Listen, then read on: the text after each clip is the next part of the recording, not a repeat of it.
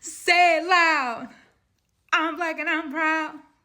Okay, hey y'all, hey, we're back at it again, introducing another unsung hero of the civil rights movement and a pioneer. This is Dr. Pauli, formerly Pauline Murray. She was first in her class when she attended Harvard University Law and the only woman first for that time. And she is an African American who, she's the first African American who earned a doctorate, from Yale Law School, and a co-founder of the National Organization for Women. In 1977, Murray became the first African American woman to be ordained as a Episcopal priest child. I get tongue-tied. Okay. Now, Pauli Murray was born Anna Pauline Murray in Baltimore, Maryland on November 20th, 1910. She was the fourth of six children to nurse Agnes Fitzgerald and an educator, William Murray's. Agnes Fitzgerald dies from cerebral hemorrhage in 1914. And shortly after, William suffered from depression exacerbated by long-term effects of thyroid fever and was eventually confined to Crosswell State Hospital, where he later was murdered by a white guard in 1923. And so this is a picture of Miss Anna's, Dr. Murray, her family, her father and her mother. Her mother, of course, in the center, her father on the right, and there is Miss Anna Murray, or little Anna Murray, as a child circled there in like purple.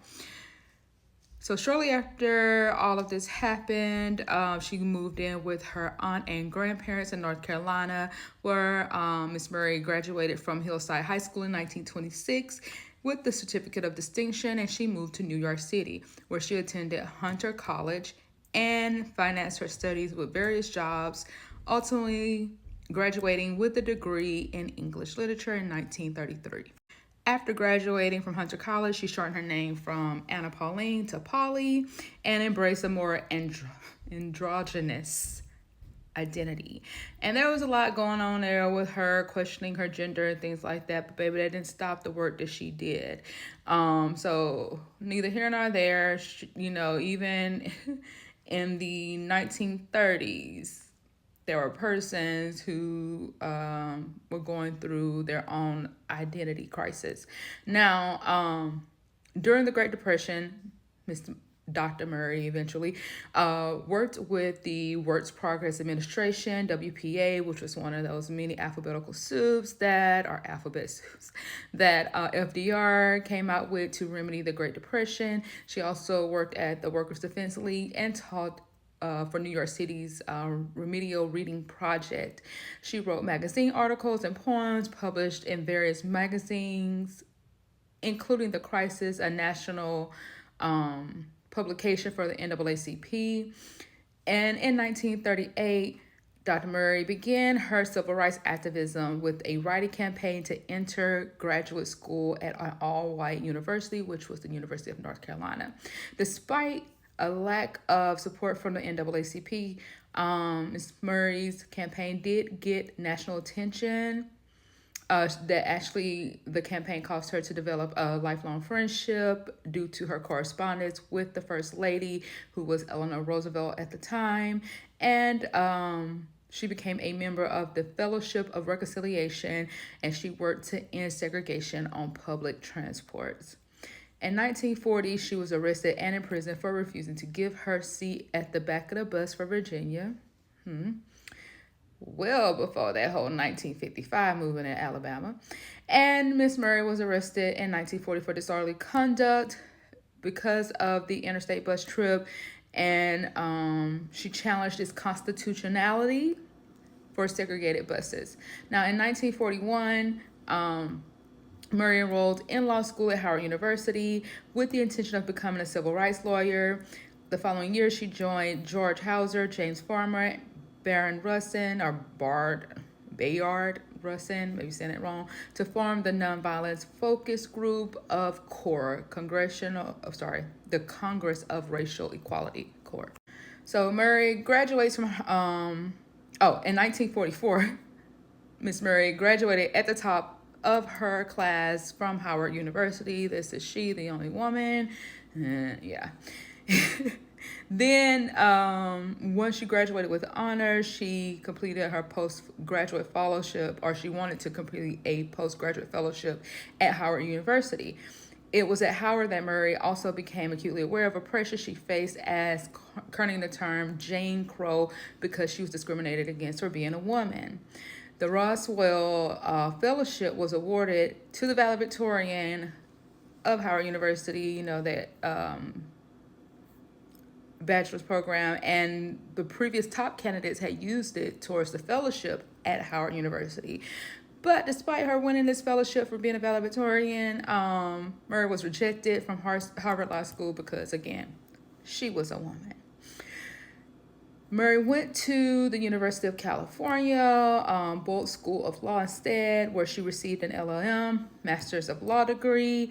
Her master's thesis was the right to equality, opportunity, and employment, not in. After graduation, Murray returned to New York City and provided support to the growing civil rights movement. Her book, State Laws on Race and Color, was published in 1951, and Thurgood Marshall, who was the head of the legal department of the NAACP, stated that it was the most important reference book for civil rights litigators at the time. She ultimately finished her postgraduate work at UC Berkeley School of Law. In 1960, after a brief stay in Ghana, where she co-wrote the book, The Constitution and Government of Ghana, she came back to the United States and enrolled in Yale Law School. Baby doll was busy. Now, at Yale Law School, she eventually does receive her doctorate, her jurisdictional doctorate, becoming the first African-American to receive this degree from Yale Law School. And in 1960, the president, John F. Kennedy, appointed Dr. Murray to the Committee on Civil and Political Rights as part of the Presidential Commission on the Status of Women. She worked closely with MLK and Philip Randolph. Now, Dr. Murray joined Betty Freed and others to co-found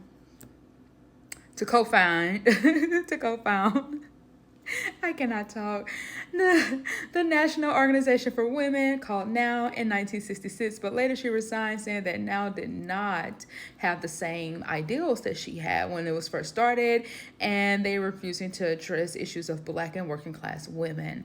So in 1968, Dr. Murray goes on to begin teaching at various universities, and she teaches at Brandeis University, teaching American Studies from 1968 to 1973. And in 1977, she becomes the first African-American woman ordained as an Episcopal priest. Hey, I said it right that time.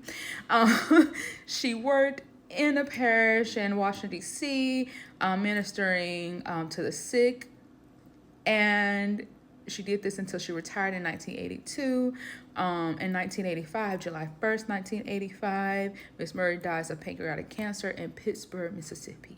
So hats off to this young lady who, very well educated, fought for gender equality, fought for civil rights. Yeah. And then later on, she was like, I'm going to be a Christian, I'm going to be a celibate Christian, and I'm just going to be a priest for the rest of my days. Don't knock it till you try it. It ain't for everybody. Singleness is not for everybody. It is a gift. But Dr. Murray, I first heard about her with the whole core thing as I was researching core, and never knew that there was this androgynous young lady who questioned herself. She tried to get gender affirming surgeries and stuff. Baby, they were not going in the 1930s. Now, she's a Christian, but I don't judge. I know the author of Confusion, but everybody else don't. I don't judge the lady.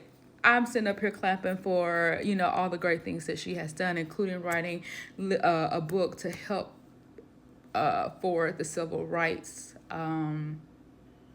movement, as Thurgood Marshall states, who we're going to do next. This lady was a great legal mind and pioneer. So hats off to Dr. Murray, and see you next time.